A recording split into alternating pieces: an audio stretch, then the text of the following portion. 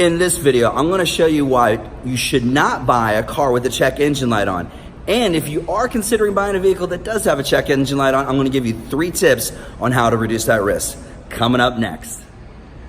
Okay, so I bought this 2007 Toyota Camry with only 82,000 miles on it. Now this is October of 2018, so this vehicle is officially 11, almost 12 years old. It has extremely low miles on it. The car looks like it's brand new.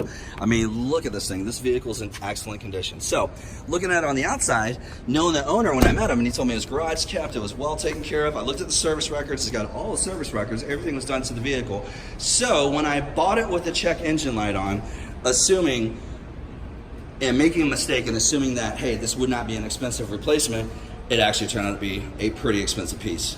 So let me explain to you why you should not buy a vehicle with a check engine light on unless you take these 3 tips. Okay, tip number 1, be prepared for the worst. If you buy the vehicle with a check engine light on, be prepared for the worst. And what I mean being prepared for the worst is assume that this repair, you know, everyone's discounts like, oh, it's not a big deal, the check engine light's on. Assume that this could be a $2,000 to $3,000 repair. You have to be prepared for the worst. Tip number 2, use this repair as part of your negotiation. If you're buying the vehicle and you're just like, hey, this repair could cost $2,000 to $3,000, reduce the price of the car by the amount of the check engine light. Could be $2,000 to $3,000. You're not 100% sure. If you're not 100% sure, then this leads us to tip number 3. Okay, so tip number 3. If you don't know, if you're not mechanic inclined, you don't have an engine scanner, then do this. In your negotiations of the purchase of the vehicle, say, hey, I like your car, it's a really nice vehicle.